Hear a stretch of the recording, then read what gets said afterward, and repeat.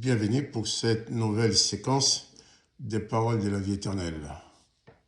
Nous sommes encore aujourd'hui, le dimanche 18 décembre 2022, jour de la grande finale de la Coupe du monde de football.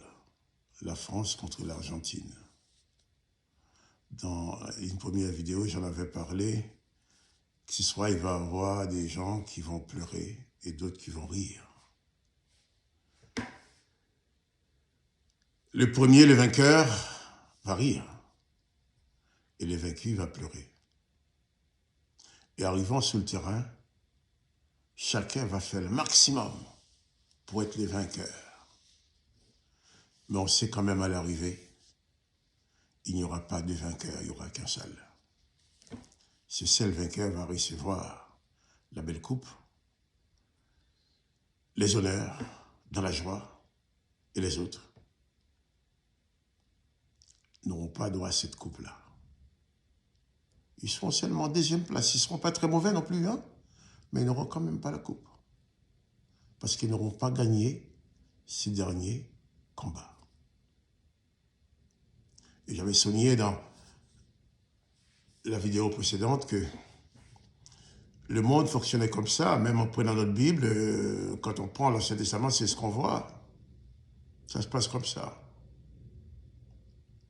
J'avais fait remarquer que c'est le Jésus-Christ arrive dans ce monde et propose la victoire à quiconque croit. Qui que tu sois, tu crois en Jésus-Christ, il te donne la victoire. Je vais prendre un texte du Nouveau Testament qui illustre, qui représente bien ce que je voudrais vous faire comprendre, ce que je voudrais que nous comprenions ensemble. L'histoire de ces paralytiques qui se trouvaient au bord de la piscine de Bethesda. Je vais lire ce texte, cette histoire dans un texte, dans l'évangile de Jean, chapitre 5. Je vais prendre le temps de lire et nous allons pouvoir comprendre.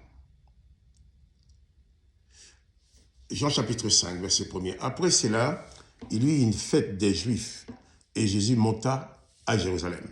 Or, à Jérusalem, près de la porte de Brebis, il y a une piscine qui s'appelle en hébreu Bethesda et qui a 5 portiques. Sous ces portiques étaient couchés un grand nombre de malades, des aveugles, des boiteux, des paralytiques qui attendaient le mouvement de l'eau, car un ange descendait de temps en temps dans la piscine et agitait l'eau. Et celui qui y descendait le premier, après que l'eau avait été agitée, était guéri. C'était le concours, hein? Le plus fort doit gagner là aussi. Et il fut guéri quelle que soit sa maladie. Au verset 5. Là se trouvait un homme malade depuis 38 ans. Jésus, l'ayant vu coucher et sachant qu'il était déjà malade depuis longtemps, lui dit, « Veux-tu être guéri ?» Le malade lui dit, « Seigneur, je n'ai personne pour me jeter dans la piscine. Et quand l'eau est agitée, et pendant que j'y vais, un autre descend avant moi. Lève-toi, lui dit Jésus, prends ton lit et marche.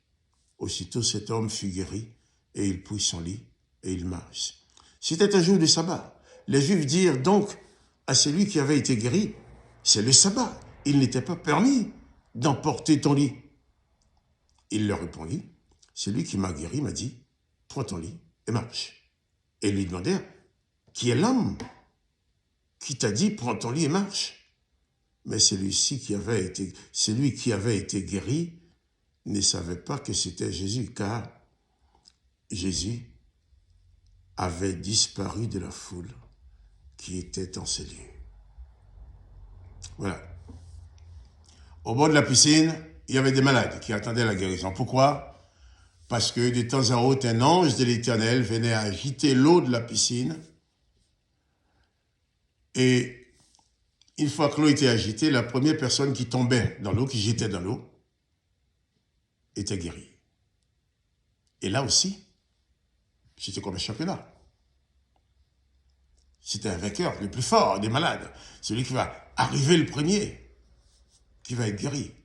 Oh, ce pauvre homme, complètement paralysé, ne pouvait jamais être le premier. Et il dit, depuis très longtemps, il est là. Il n'y a jamais eu un jour qu'il y ait un consensus pour dire, voilà, cet homme paralytique, ça fait 60, pas 60, excusez-moi, ça fait 25 ans qu'il est là. Hein? Ça fait 25 ans qu'il est là. Quand on va agiter tous, on va lui laisser au moins une fois qu'il puisse aussi avoir la possibilité d'être guéri. Personne n'y a pensé. Il était en train de regarder l'effort qui arrive. Tous ceux qui avaient la force pour avancer étaient guéris. Lui, il était là. Et personne n'avait pitié de lui. Et pour que cet homme reçoive la compassion, la miséricorde, la pitié, la compréhension, il a fallu que Jésus passe à côté de lui. Et les textes nous disent, Jean 5, verset 5, là se trouvait un homme malade depuis 38 ans. Jésus l'ayant vu coucher, sachant qu'il était déjà malade depuis longtemps. Personne n'avait pitié de lui. C'était le plus fort, le championnat, le champion qui gagne. Jésus va poser la question à cet homme, mais veux-tu être guéri? Et le malade lui répondit, mais Seigneur, la seule façon de guérir, c'est de pouvoir me jeter dans l'eau. Et je n'ai personne pour me jeter dans l'eau de la piscine. Quand l'eau est agitée, et pendant que j'y vais, un autre descend avant moi. Nous ne pouvons pas savoir le nombre de déceptions qu'a eu cet homme. Quand l'eau est agitée, il essaie de traîner pour avancer un peu, mais on ne plonge jamais lui. Donc il retourne, il attend, encore. Cet homme a été très patient, mais on dit peut-être de toute façon il n'avait pas le choix. Mais un jour, Jésus est passé à côté de lui. Je suis sûr que beaucoup de gens, il y avait des milliers, peut-être des millions de gens qui ont vu cet homme. Mais personne n'a cherché à s'occuper de lui. On le voyait, c'était un handicapé, méprisable, qui est par terre. Qu'est-ce qu'on peut faire pour lui? Non, il restait là, c'est son sort. Au point que même quand il était guéri, les chefs religieux n'étaient pas d'accord. Cet homme-là, pourquoi il est guéri, puis les jours du sabbat? Jésus pose la question, veux-tu être guéri? Il explique sa situation. Et Jésus, par sa parole, va lui dire, mais lève-toi, prends ton lit et marche. Cet homme-là était le vaincu, celui qui ne pouvait jamais gagner la coupe de la guérison, gagner la course pour se jeter dans la piscine pour être guéri. Jésus l'a remarqué. Oui. Et Jésus s'est occupé de lui. Dans cette vie, nous ne sommes pas tous des vedettes. Nous ne sommes pas tous des riches. Quelquefois, on va nous traiter du dernier de la classe. Mais j'aimerais faire remarquer que cet homme-là qui a toujours été le dernier, la preuve qu'il n'a jamais mérité la guérison parce qu'il n'avait pas la capacité. Son état physique ne lui permettait pas de gagner la course vers la piscine. Jésus s'est occupé de lui. Mais seulement Jésus dit, veux-tu être guéri? Et cette question, mais Seigneur, si je ne voulais pas être guéri, je ne serais pas là. Jésus en a appelé seulement à sa foi. Quelle que soit ta situation aujourd'hui, je t'invite à ne pas t'installer dans la défaite, à t'installer dans l'incapacité, disant, de toute façon, je n'arriverai jamais, je ne suis pas capable, un tel peut faire, d'autres, il est plus fort que moi, plus fort spirituellement que moi, plus fort physiquement que moi, plus instruit que moi, ils peuvent, mais moi, je ne peux pas. Non. Donne ta vie à Jésus-Christ. Offre ta vie à Jésus-Christ. Invite Jésus-Christ, Seigneur Jésus, Invite le Seigneur Jésus à venir habiter dans ta vie. Invite le Seigneur Jésus à prendre les rênes de ta vie, à prendre la direction de ta vie.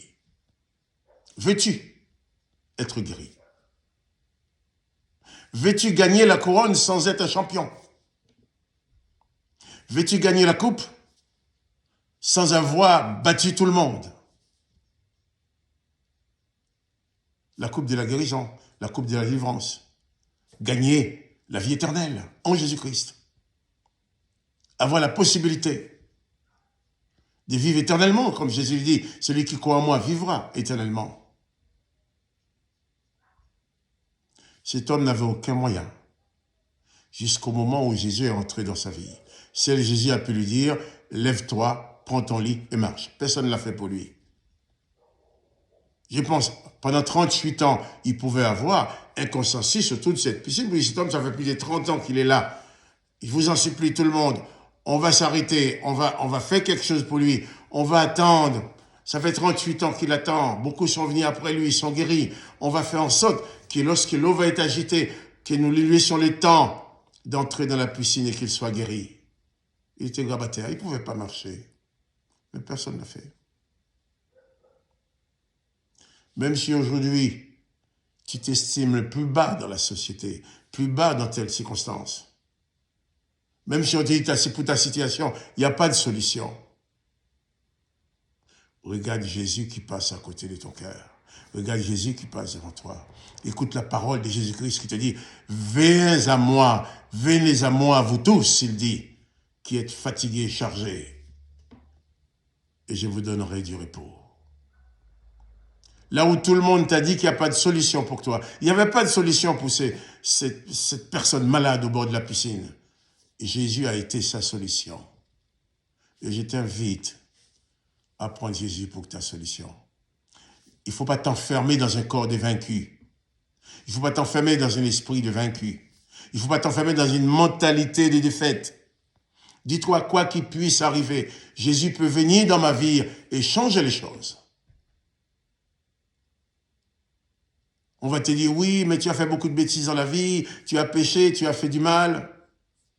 Jésus dit, venez à moi vous tous. Jésus dit, le Père m'a envoyé afin que quiconque croit en moi ne périsse point. Jésus dit, le Père ne m'a pas envoyé pour juger, mais pour condamner le monde, mais pour sauver. Quel que soit ton état, si tu ouvres ton cœur à Jésus, tu invoques le nom de Jésus, demande à Jésus de venir dans ta vie maintenant. Jésus viendra.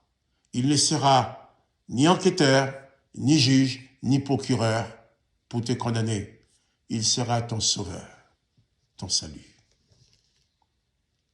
Cet homme n'avait pas d'espoir. Eh bien, si aujourd'hui tu estimes qu'il n'y a pas d'espoir pour toi, je t'invite à espérer maintenant en Jésus-Christ. Si on te dit qu'il n'y a pas de solution, je t'invite à t'approcher de Jésus-Christ. Il est ta solution. Jésus-Christ, quand je parle de Jésus-Christ, je ne parle pas de religion. Mais je parle de la présence du Seigneur Jésus, le Fils du Père, dans ton cœur, dans ta vie. Jésus appelle et il ne mettra personne dehors. Tout le monde va te dire, tu es l'homme le plus mauvais, la femme la plus mauvaise du monde, personne ne voudra être toi, tu ne vaux rien du tout. C'est pas grave. Pour Jésus-Christ, Jésus-Christ va vous recevoir. Hein? Le Seigneur il va te recevoir comme une perle. Il va te recevoir avec joie, avec bonheur, car il est venu pour te sauver. Cet homme installé depuis 38 ans dans sa défaite, les jours que Jésus l'a touché, les jours où il a vu Jésus, les jours où Jésus s'est occupé de lui, il est sorti de la défaite. Il est guéri sans même passer par la piscine. On va dire, toi, pour être guéri, il faut absolument faire ça, ça, ça. Si tu peux le faire, tu fais, mais si tu peux pas le faire, donc tu ne seras jamais guéri. Donc, Jésus-Christ, c'est ta solution. Jésus-Christ ne te demande pas d'être le champion du monde pour gagner la coupe, pour gagner la délivrance, pour gagner la guérison, mais il te demande vraiment de croire en lui. Si tu crois, dit Jésus, tu verras la gloire de Dieu. La gloire de Dieu dans ta vie va être un renversement des situations en ta faveur. Et surtout, quand Jésus va te guérir, il ne va pas tuer quelqu'un pour te guérir, comme dans l'Ancien Testament. Si Jésus veut te donner quelque chose, il ne va pas t'envoyer le voler. Il ne va pas tuer quelqu'un pour te le donner. Jésus donne. la joie, mais ta joie n'est pas, le que Jésus va te donner ne va pas être construit sur le malheur des autres. Que le nom de Jésus soit béni et que toi aussi tu sois béni. Et à bientôt pour une autre séquence des paroles de la vie éternelle.